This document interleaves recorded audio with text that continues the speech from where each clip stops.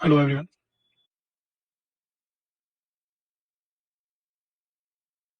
Welcome to SPC paramedical classes. आज का जो टॉपिक है हमारा रिमांडेड एग्जाम को लेके है, जो कि आरपीएमसी कंडक्ट करवाने वाली है सेकेंड ईयर के। इसके फॉर्म भरे जा चुके हैं, बट कुछ सर्वर प्रॉब्लम थी, टेक्निकल इश्यू थे, जिसके कारण बार बार डेट बढ़ाई गई। हमारी जो प्लान है, अब एसपीसी आप लोगों के लिए जो रिमांडेड एग्जाम है उनके लिए फ्री कोचिंग लेके आई है, फ्री क्लासेज जो कि यूट्यूब पे रहेंगी। उसके अलावा आप हमारे ऐप एसपीसी प्लस पे भी इसको फ्री देख सकते हैं। तो आज के टॉपिक का हमारा पहला पॉइंट है remanded exam plan. Remanded exam plan, पहली चीज तो ये कि रिमांडेड एग्जाम कौन दे रहा है। रिमांडेड एग्जाम जो भी 2015, 16 और 17 जिनके भी सेकंड ईयर में बैक है वही लोग दे पाएंगे, उसके अलावा कोई नहीं दे पा रहा। अब बात ये है कि आपको रिमांडेड एग्जाम देने की जरूरत क्यों पड़ी। कहीं ना कहीं कारण था, कुछ ना कुछ आपकी गलती थी या कुछ आरपीएमसी की गलती थी, जो कि हमेशा गलती करती रहती है। तो उसकी वजह से आपको रिमांडेड एग्जाम देना पड़ रहा है। उसका भी एक बेसिक सा रीजन है कि आप लोगों ने, जो लोग पढ़ते हैं, देखो दो तरह के लोग हैं। पहले लोग कि जिन्होंने पढ़ाई करी है उसके बाद वो रिमांडेड में आ गए, यानी फर्स्ट कैटेगरी क्या है, पढ़ने वाले। और दूसरी कैटेगरी में क्या है, ना पढ़ने वाले। अब मैं ऐसे बोल रहा हूँ कि ना पढ़ने वाले, ऐसा क्यों? कि बिल्कुल भैया, बहुत से ऐसे लोग हमने तो देखे हैं कि जो पढ़ाई करी नहीं, उन्होंने मात्र एक दिन या दो दिन पहले किताब उठाई थी, तो भैया ऑफिशियली बात है, तुम्हारे तो बैग लगनी थी। लेकिन कोई नहीं, लग गई। तो उसमें लेकिन इनको क्या होता है, इनको एक डाउट रहता है कि यार मेरे साथ वाला लड़का था और ये मेरे से कम इंटेलिजेंट था, ये कैसे पास हो गया और मैं कैसे फेल हो गया। एक्चुअली इनको प्रॉब्लम इससे नहीं है कि इन्होंने पढ़ा नहीं और ये फेल हो गए। इनको प्रॉब्लम बेसिकली इस बात से है कि मेरे से साथ वाला जो कि कम पढ़ता था वो पास कैसे हो गया। तो इसलिए ये आरपीएमसी को गाली निकालते हैं। बेसिकली इनको रियलिटी तो इनको भी पता है कि भाई हम नहीं पढ़े। अब दूसरी कैटेगरी के लोग आ गए, पढ़ने वाले। अब इन पढ़ने वालों के साथ चोट क्या होती है कि क्या तो ये ज्यादा, कह सकता हूँ कि भावनाओं में बह जाते हैं। क्योंकि इन्होंने क्या करा, इन्होंने सबसे पहली चीज लिखी हिंदी में। दूसरी चीज इन्होंने क्या करा होगा कि इन्होंने कुछ ना कुछ, इनकी कॉपी की जो प्रेजेंटेशन थी वो कम रह गई, प्रेजेंटेशन कम रह गई। ठीक है, तो इसलिए ये लोग रह गए। अब भाई आप लोग कैसे रह गए, तो इसका मैं सीधा सा उदाहरण दे देता हूँ पढ़ने वाले कैसे। कि भैया आपका बेसिकली कोई भी कोर्स होता है वो होता है 12 मंथ का। क्लियर बात है, 12 मंथ आपको पढ़ाया जाएगा, जिसमें से 9 मंथ तो आपने कॉलेज या स्कूल जहाँ पे भी आपने स्टडी करी होगी, जो पढ़ने वाले लोग थे। ठीक है, उसके अलावा आपने 1 महीने के लिए सेल्फ स्टडी भी करी होगी। ठीक है, एग्जाम से एक नाइट पहले आप पूरी रात भी जगे होंगे। लेकिन क्या रहा भैया, आपका जो परफॉर्मेंस देना था वो तो आपको 3 घंटे में देना था।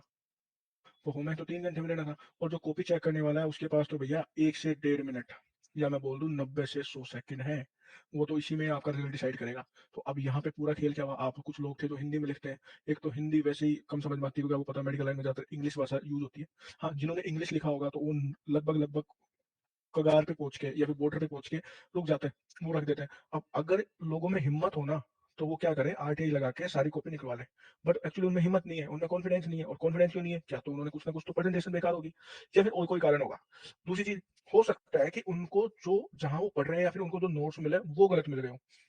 जरूरी नहीं ना कि आप जहाँ पढ़ रहे हो उनके नोट सफिशिएंट हो एग्जाम के लिए, क्वेश्चन के लिए। कई बार तो ऐसा होता है टीचरों को ये नहीं पता कि भैया सवाल क्या चल रहा है, टीचर पूछ क्या रहा है, और वो लिखवाते जाते हैं थ्योरी चल रही है कि बस वो तो एक कैप्चर करते हैं एक वर्ड की, हाँ अपन को दिख गया। जैसे सपोज मैं पैथोलॉजी की बात करूँ, उनको दिख गया टिश्यू प्रोसेसिंग, तो बस भाई टिश्यू प्रोसेसिंग में 20 चीजें हैं। अगर मैं आरटी की बात करूँ तो उसने दे दिया डोज के ऊपर दे दिया, तो भाई डोज 20 प्रकार की है, आप अपनी कहानी लिखते चल जाते हो। और आप लोग कहानी तो कहानी लिखते हो, उसी क्वेश्चन को सबसे पहले अटेम्प्ट कर देते हो। एक बेसिक फंडा है जो बचपन से हम सबने सीखा है, क्या कि कभी भी एग्जाम हमेशा सोल्व करो ना, तो सबसे पहली चीज क्या रखनी है, जो क्वेश्चन सबसे अच्छा आए उसको पहले लिखो। कोई भी एग्जामिनर जो कॉपी चेक करता है उससे भी आप ये सजेशन ले लेना, वो भी यही बात बोलेगा आपको। लेकिन आप लोग क्या करते हो, आप लोग तो ये देखते हो यार ये तो मेरे को अच्छे से आता है, इसको तो मैं कर लूंगा, अब मैं देखता हूँ जो नहीं आता उसको कैसे जुगाड़ू। तो आप लोग सिंगल वर्ड पकड़ने ढूंढते हो, पूरे सवाल में एक शब्द ढूंढोगे कि बस मेरे को तो वो एक सिंगल वर्ड मिल जाए, बस उस वर्ड के ऊपर मैं लिख दूंगा। क्यों? क्योंकि आपने बहुत मेहनत करी है। भैया ना पढ़ने वाले लोगों ने भी मेहनत करते हैं, और वो मेहनत कैसे करते हैं, वो एक रात पहले पढ़ते हैं। एक कारण होता है आपके रिमांडेड रह जाने का, ये जो आजकल गुटके चल रहे हैं ना, गुटके से मेरा मतलब ये है कि शॉर्ट बुक्स, काफी शॉर्ट बुक चल रही मार्केट में, उनको खुद को ही नहीं पता भैया आपको ऑथर क्या किसने बना दिया। ऑथर से मेरा मतलब है भैया आपने किताबें निकाल दी, भैया एक ऑथर इंडिया में तो क्या है कि कोई भी किताब निकाल सकता है, किसी की कोई एलिजिबिलिटी फिक्स नहीं है ना। तो उन्होंने क्या करा, कॉपी पेस्ट करी हुई कहीं से। जब उनको खुद को ही शॉर्ट नोट आता है और सवाल जब 20 नंबर में आ गया, तो आप क्या घंटा दोगे उसमें, है ना। फिर आप लोग गाली दोगे आरपीएम से, आरपीएम से चूतिया है। अरे भैया आरपीएम से तो है, वो तो मैं भी मानता हूँ कि भैया जब तो 2015 के बैच को 4 साल में पास कराई, 2017 को 4 साल में कराई, 2018 को अब 4 साल पूरे होने वाले, कोई सेकंड ईयर के नहीं। मैं मानता हूँ कि आरपीएमसी तो है हराम को, लेकिन आप लोगों ने क्या करा, आप लोग तो उससे बढ़िया हो, आपको टाइम मिला तो आप लोग घर चल गए। नहीं, इसमें आपकी गलती नहीं। इसमें सारी गलती आरपीएमसी की है, आपकी गलती है ही नहीं, आप लोग तो मेहनत करने वाले थे, इसलिए तो आप घर जाके मेहनत कर रहे थे। चलो अपना अगला टॉपिक है इसमें सिलेबस और ओल्ड पेपर्स। मैं जो प्लानिंग की बात करना चाह रहा था उसमें आपको कुछ नहीं करना, अगर जो सेकंड ईयर के जो भी एग्जाम दे रहे हैं, तो आपको एक बात मैं बता देता हूँ, अभी तक आरपीएमसी ने 3 एग्जाम लिए हैं सेकंड ईयर के, 3 एग्जाम लिए सेकंड ईयर के, यानी 3 क्या अगर मैं बोलूँ तो यानी 21 क्वेश्चन, उसमें से हो सकता है कुछ क्वेश्चन तीनों पेपर में कॉमन मिल जाए, यानी अप्रोक्स आपको 15 से 17 सवाल, 15 से 17 सवाल बस याद करने हैं, मैं गारंटी ले रहा हूँ कि आपके 70 प्लस मार्क्स आएंगे। उसका रीजन है कि आप फर्स्ट पेपर सोल्व करो, देन आप सेकंड देखो, आप सेकंड में देखोगे यार इसमें 3 क्वेश्चन वही रिपीट हो गए, वही सिमिलर आ गया, है ना। अब मैं यहाँ पे बात कर रहा हूँ सिलेबस की, सिलेबस मैं इसलिए इंडिकेट कर रहा हूँ कि भैया आप कुछ मत करो, आप सबसे पहले अपना सिलेबस देख लो। जब आप अपना सिलेबस देखेंगे ना, और सिलेबस देखने के बाद ओल्ड पेपर्स देखेंगे, पहले सिलेबस देखना फिर ओल्ड पेपर देखना, तो आपको समझ में आ जाएगा कि भैया सिलेबस में टोटल 10 ही टॉपिक थे, और 10 टॉपिक में से हर बार 6 टॉपिक या फिर 7 टॉपिक तो वो पूछ लेता सीधा सीधा, और जो 6 या 7 टॉपिक पूछा उन्हीं को हर बार रिपीट कर रहा है, लेकिन क्या कर रहा है, घुमा के कर रहा है, घुमा देता है ना उस टॉपिक को, क्या कर देता है उसको घुमा देता है, और वही तो चीज हमको नहीं आती। और वही चीज क्या, तो क्वेश्चन जब घूमता है वो पूछ रहा है, बस वो इतना पूछ रहा है कि भैया ताजमहल कहाँ है, आपसे सवाल जब इतना पूछा जा रहा है कि ताजमहल कहाँ है, तो आप इतना बोले ना भैया आगरा में, आप ये क्यों बोलते हैं कि ताजमहल को तो शाहजहां ने बनवाया था, बात तो यही हो रही है ना। या फिर आपको बस इतना पता कि ताजमहल, हाँ ताजमहल सातवां वंडर है, भाई तेरे से पूछा ही नहीं कि ताजमहल सातवां वंडर है या फिर शाहजहां ने बनवाया था, तो क्यों अपना ज्ञान चोद रहा है वहां पे। तेरा काम क्या है, इतना छोटा सा काम है कि भाई तेरे से ये पूछा कि ताजमहल का है, आगरा आंसर दे, बात खत्म कर। कुछ लोग ओवर स्मार्ट बनते हैं, तो उनकी वो ओवर स्मार्ट गिरी कई टीचर होते हैं, वो बढ़िया करते हैं, अच्छी तरह निकालते हैं, और होना भी चाहिए। ठीक है, अपना मेन फोकस क्या रहेगा, सिलेबस पे और ओल्ड पेपर्स पे। ओल्ड पेपर बता चुका कि सेकंड ईयर के टोटल आरपीएमसी ने 3 बार पेपर लिया है, 3 बार पेपर लिया है, तो 21 सवाल है, 21 सवाल में से मैं अभी भी बोल रहा हूँ 15 से 17 सवाल निकलेंगे, आप उनको करेंगे। अगर किसी के पास ओल्ड पेपर नहीं हो तो हमारे हेल्पलाइन नंबर और ईमेल आईडी पे मैसेज छोड़ देना, आपको सारे ओल्ड पेपर दिला देंगे आरपीएमसी के। दूसरी चीज, आरपीएमसी का जब भी पेपर्स बनते हैं ना, तो हर एग्जामिनर की ये रहती है कि भैया मैक्सिमम कैंडिडेट उस पेपर को पास कर सके, तो इसका मतलब क्या है कि पेपर इतना टफ नहीं होता, पेपर इजी होता है। तो ये चीज दिमाग में रखना। और जहां तक मैं बोल रहा हूँ कि अगर आपकी 15 से 17 क्वेश्चन, आज तारीख है ये 20 जनवरी, में भी ये वीडियो आपको 21 जनवरी को देखने को मिले, हो सकता है। और एग्जाम जो लगेगा आपका लगेगा फरवरी फर्स्ट वीक, फर्स्ट वीक की बात करूं तो अभी कोई प्लानिंग है नहीं एग्जाम की, तो 6 तारीख का संडे है, मे भी उसके बाद लगे, तो आपके पास 15 दिन है। अगर दिन का एक सवाल भी करोगे, किसी के एक सब्जेक्ट में बैक है और दिन का वो एक सवाल भी रट रहा है, लेकिन अच्छे तरीके से रट रहा है, करो तो अच्छे तरीके से करो भाई, तुमको जो आता था ना उसके बिहाफ पे तो तुम एक बार रिमांडेड और बैक लगवा के बैठ गए, तो अब तुम उस चीज को भूल जाओ कि तुमको जो आता है वही करके आना है, मेहनत कर लो। 15 दिन है भाई, कुछ नहीं करना, दिन का एक सवाल तो रटना है, जिनके 2 हैं बैक वो 2 सवाल रट लेंगे। ऐसा नहीं है तुमको आता नहीं है भैया, तुमको आता था, तुमने पढ़ाई गुटका था, तो गुटके का जितना लिख के आओगे ना तो ऐसे होगा फिर। कुछ लोग होते हैं कि जो कहता हूँ भाई मैंने ये लिख दिया ये लिख दिया, 15 पेपर में मैंने 7 क्वेश्चन लिखे, भाई 15 पेपर, भाई एक शॉर्ट नोट आता है ना, और बच्चे तो क्या है, एक शॉर्ट नोट जो 5 नंबर का होता है ना उसमें 4 4 पेज भर देते हैं, एक डेफिनेशन पे एक पन्ना भर देते हैं, इतना पढ़ते हैं। और तुम ये सोच रहे हो, और तुम्हारे साथ तो हुआ भी बढ़िया, अब जब एग्जाम लगेगा ना वैकेंसी के लिए, जब पता चलेगा। चलो अपने नेक्स्ट पॉइंट पे आते हैं, पैटर्न। पैटर्न से मेरा मतलब है प्रेजेंटेशन, कि भैया कैसी प्रेजेंटेशन रखनी है। प्रेजेंटेशन में सबसे पहले तो क्या है कि जितनी कोशिश हो सके उतना नीट एंड क्लीन लिखना है। नीट एंड क्लीन से मतलब क्या होता है कि उसको इजीली दिख जाता है, जो चीज दिखानी है उसको हाईलाइट करना है। कुछ लोग तो ऐसा लिखते हैं पूछो ही मत, वो लोग लिखते ऐसा इसलिए कंफ्यूजन, जैसे टीचर को समझ में नहीं आया पासिंग मार्क्स देते, बल्कि टीचर उनके साथ उल्टा कर देता है, उसको समझ में नहीं आ रहा तो उसको काट ही देता है वो, ना तो तुम इधर के रहे और ना उधर के रहे। ठीक है। तीसरी चीज, हो सके तो इंग्लिश यूज करनी है, क्योंकि इंग्लिश इजीली है समझने के लिए। अगर नहीं आता हो तो आप इंग्लिश में लिखो। इंग्लिश से मेरा मतलब है mixture of English and Hindi. हो सके जहां तक हो सके हिंदी को अवॉइड करना। मैं ऐसा नहीं कह रहा कि हिंदी में लिखने वाले फेल होते हैं, लेकिन भैया प्रोबेबिलिटी ज्यादा है, और आप वैसे रिमांडेड दे रहे हो, जो लोग दे रहे हैं, अगर डीएमएलटी डीआरटी वाले हैं तो उनको पता हो कि मार्च में वैकेंसी आने वाली है, अगर आपकी बात लुढ़क गए ना तो नौकरी भी हाथ से जाने वाली है, तो उतना रिस्क मत लो, थोड़ा सीरियस हो जाओ। ठीक है। उसके अलावा पॉइंट टू पॉइंट बातें लिखनी है, जहां तक हो सके आप पॉइंट टू पॉइंट लिखने की कोशिश करें, ज्यादा लेंदी या फिर आप वो लिखेंगे ना ज्यादा थ्योरेटिकल, वो फोकस नहीं करने वाला। जो पॉइंट टू पॉइंट लिखेंगे उस पर फोकस भी करेगा और नंबर मिलेगा। और जो सबसे पहली बात, जो कि यूनिवर्सल बात है कि भैया जो सबसे अच्छे से आता है, जो सबसे अच्छे से आता है उसको करेंगे सबसे पहले। ये यूनिवर्सल बात है, ये आप बचपन से सुनते आए हो, लेकिन आप इसी चीज को भूल जाते हो। उसका भूलने का कारण भी होता है कि भाई मेरे को पढ़ के तो गया नहीं मैं, 7 सवाल है, 7 में से करने कितने, 5, 5 में से भैया आता एक सवाल है, यानी एक सवाल यानी 15 नंबर मेरे को आता है। कबाड़ने मेरे को कितने हैं, 4 सवाल में से कितने नंबर, 30 नंबर पास होने के लिए। तो मैं क्या करूंगा, उन 6 सवालों में ये ढूंढूंगा कि कौन सा शब्द लिंक्ड हो रहा है, और बस इतना होना चाहिए, बस उसके शब्द के बारे में मैंने एक रात जब मैं जगा ना, तो उस रात में मैंने क्या पता वो शब्द गलती से देख लिया हो, बस वो मिल जाए मेरे को, तो फिर मैं लिख तो दूंगा। अरे भाई तू अगर इतना इंटेलिजेंट था लिखने वाला तो फर्स्ट टाइम में पास हो जाता ना, अब क्या जग जग मार वाला है।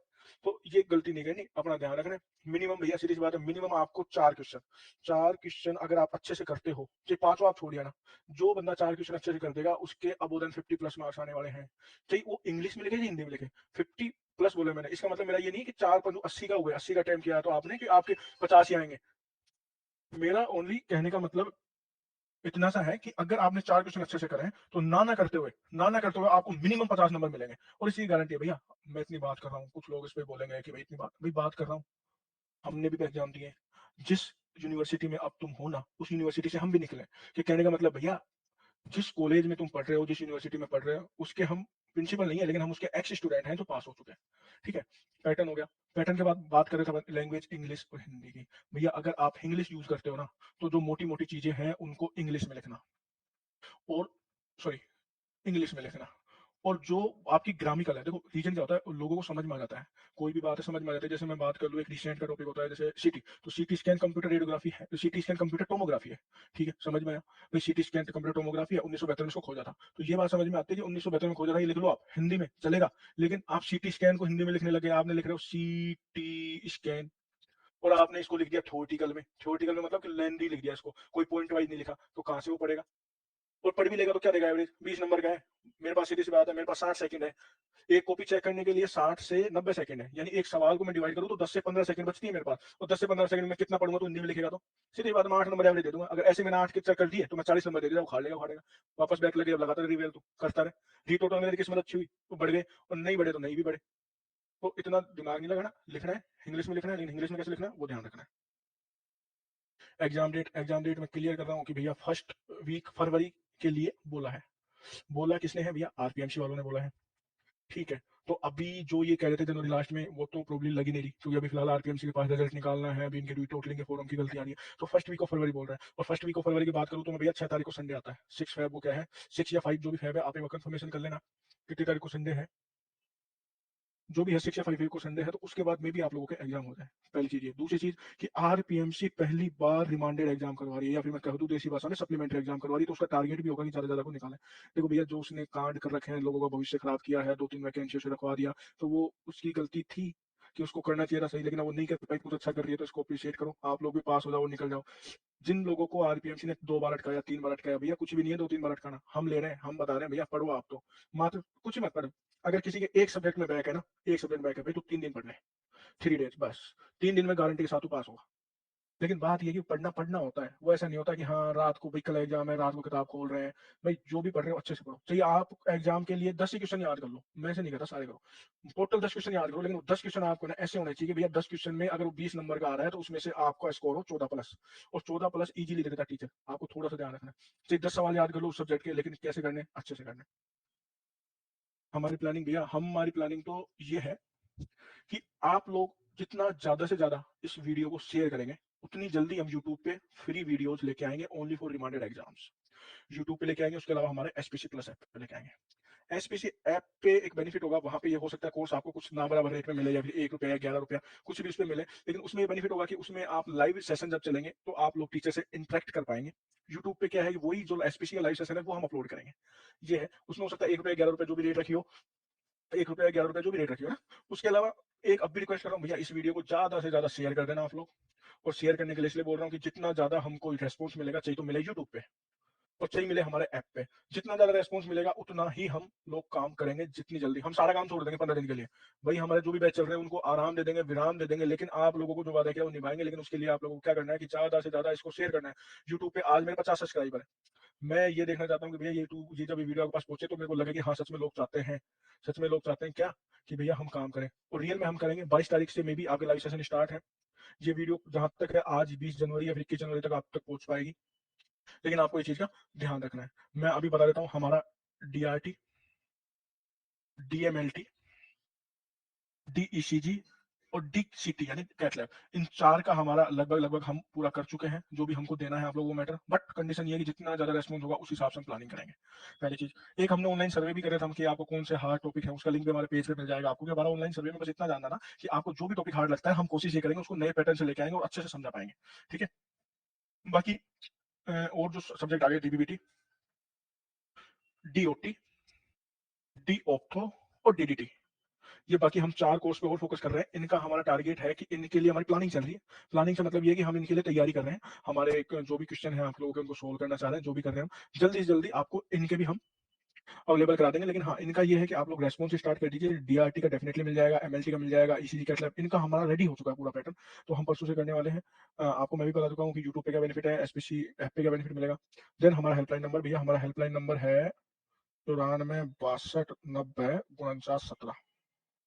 ये व्हाट्सएप पे भी अवेलेबल है और वैसे भी अवेलेबल है। भैया अगर कोई भी इंक्वायरी हो, कोई भी सजेशन हो, किसी भाई के पास पुराने पेपर नहीं हो, तो वो इस के पे बता दे, या फिर हमारी ईमेल आईडी है जो कि आप लोगों को मिल जाएगी, spc.paramedical@gmail.com के नाम से हमारी ईमेल आईडी है। उस पर आप भेज दीजिए हमको इंक्वायरी, हम आपको पेपर अवेलेबल करा देंगे। जिस भाई को और कोई भी गाइडेंस चाहिए, अगर आप हमारे एसपीसी ऐप के थ्रू ये कर, वो हमारा कोर्स बेसिकली फ्री है, बट वो कुछ चार्जेस होते हैं, वो हमको रखने पड़ते हैं, या फिर हमने 1 या 11 रुपए जो भी रखा है, मेरे को ध्यान नहीं है, वो टीम वालों ने रखा होगा, 1 या 11 रुपए जो भी रखा है, आप खरीद लीजिए एनी टाइम। हम आपके भैया देखो, रात ऐसे तो नहीं कहता मैं कि 24/7 आपके लिए खड़ा हूँ, लेकिन हाँ, जब भी फोन बजेगा, क्या तो उसका उसी समय जवाब मिल जाएगा, या फिर बाद में जरूर आपको कॉल बैक आएगा, आपकी सारी इंक्वायरी सब कुछ क्लियर कर लिया जाएगा। पहली चीज ये कह रहा हूँ कि भैया हम मेहनत वाले आदमी हैं, मेहनत के दम पे ये बात कर रहे हैं, हम ओनली एजुकेशन को बढ़ावा देने के लिए और एजुकेशन का जो हमने पैटर्न देखा है, आरपीएमसी का एग्जाम पैटर्न, उसके दम पे बात कर रहे हैं। हमारा कोई प्लान नहीं है, हमारा कोई जैक जुगाड़ नहीं है, तो जैक जुगाड़ वाले या फिर जो अप्रोच वाले और जो पैसे देने वाले वो हमको फोन ना करें, भैया फोन ना करें, वरना आपकी रिकॉर्डिंग कर ली जाएगी और वो वायरल भी कर दी जाएगी कि किस लोग ने क्या कहा था फोन पे। तो आपसे पर्सनली रिक्वेस्ट है, जिसको भी एजुकेशन से रिलेटेड हेल्प चाहिए प्लीज कॉल। और अगर कोई भाई ज्यादा और स्मार्ट बन रहा है अब भी बोलने के बाद, तो भैया तू करेगा, तेरी रिकॉर्डिंग करूंगा और उसके बाद वायरल करूंगा सभी ग्रुपों में, इवन नाम तो सब समझ जाएंगे, नंबर वो कर दूंगा नीचे शेयर करके। ठीक है, थैंक यू सो मच। आशा करता हूँ आप लोगों को वीडियो में कुछ एक दो शब्द गलत बोल दिए हो, आपको या फिर आरपीएमसी को, तो उसके लिए खेद है, लेकिन आरपीएमसी निकम्मी है, ये मानता हूँ। जिस दिन सुधर जाएगी उस दिन आरपीएमसी की तारीफ भी करूंगा और करता भी हूँ, ऐसी कोई बात नहीं है, क्योंकि हम भी उसी यूनिवर्सिटी से पास है। Thank you so much. Like share and subscribe. कि लहरों से डरकर नौका पार नहीं होती, कोशिश करने वालों की कभी हार नहीं होती।